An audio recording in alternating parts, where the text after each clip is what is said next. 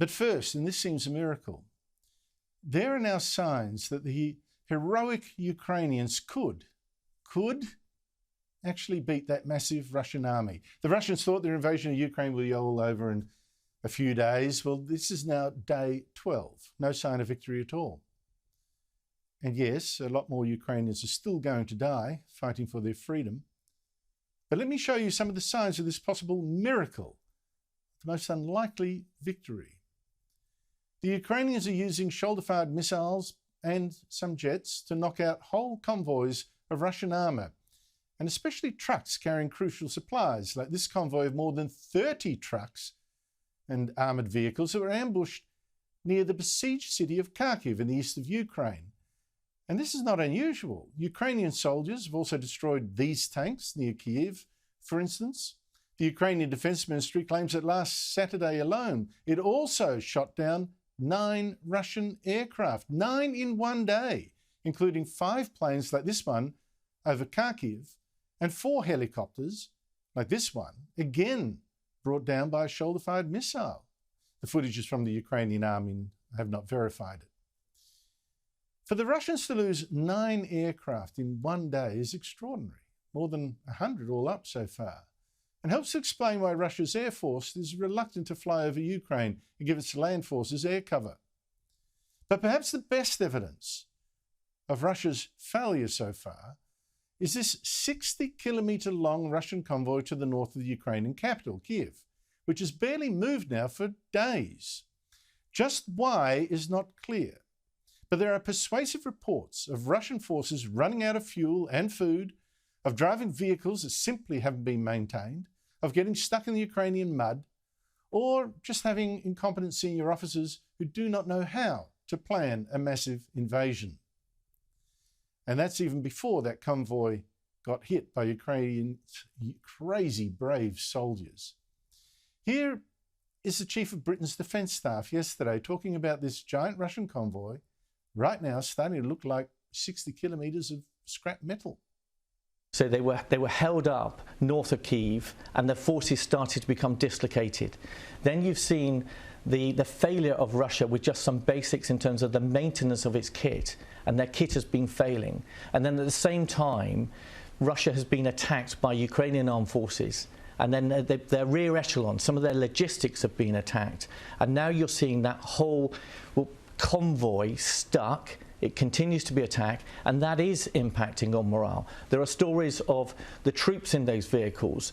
They don't want to stay in those vehicles, so they're camping out in the forest. They're stuck there, and Russia has got itself into a mess, not just with that convoy, but in the whole of Ukraine, and we need to keep applying the pressure on Russia. Actually, this failure is putting immense pressure on Russian President Vladimir Putin, and I think it's showing. It was Putin's idea to invade Ukraine, and it was his fantasy that Ukrainians would, welcome the Russian invaders as liberators. And the whole thing's a classic failure of a dictator, just like Hitler when he decided to invade Russia. Putin doesn't like people telling him he's wrong, and his people get too scared to tell him. In fact, Putin now looks too scared of his top defence people in turn, too scared to let them sit anywhere near him. Our chief spycatcher, by the way, has noticed. Paul Simon, Director General of Australia's Secret Intelligence Service, says this emerging trend of personal miscalculation, combined with the loneliness of supreme leadership that Putin seems to prefer, does not augur well for his future. Now, Putin's not stupid. He's obviously heard the jokes about him being too scared to even sit next to his generals now that his war is going so badly. So on the weekend, he arranged to be filmed sitting for the first time in ages in the middle of a group of people who could finally trust not to attack him or even kill him. They were a bunch of Aeroflot air hostesses who sat politely while Putin again threatened the West with war if it even tried to ban Russian jets from flying over Ukraine and bombing it. То нужно сделать бесполетную зону, но любое движение в этом направлении будет нами рассматриваться как участие в вооруженном конфликте.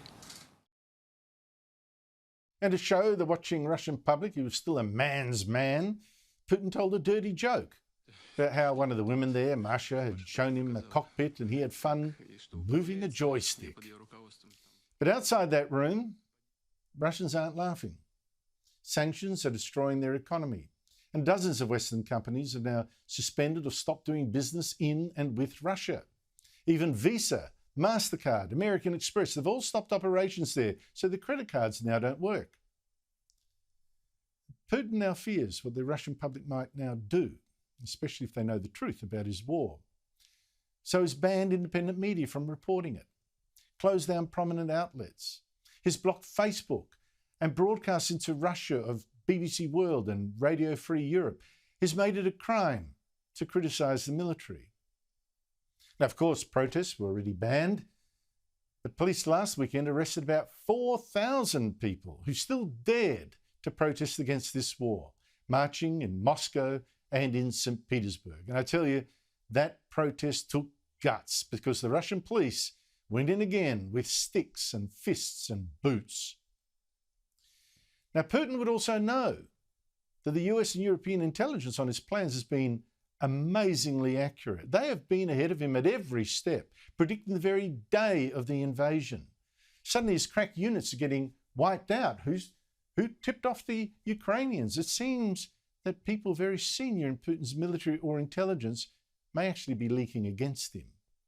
And Putin, a former KGB spy, would know that too. So he's getting desperate. And he has to crush Ukrainian resistance or he's finished.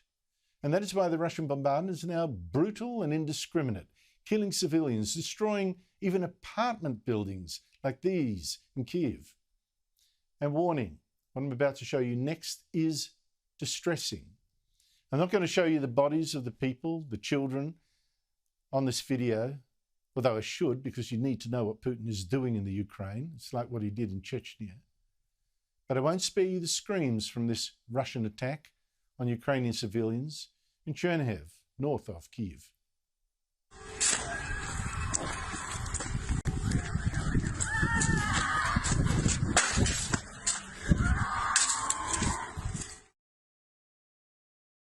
So yes, the Ukrainians could possibly actually win this war with our proper help.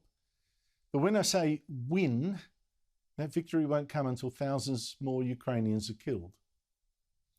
The Ukrainians are fighting a new tyranny. Russia, backed by China, they're fighting for our freedom too.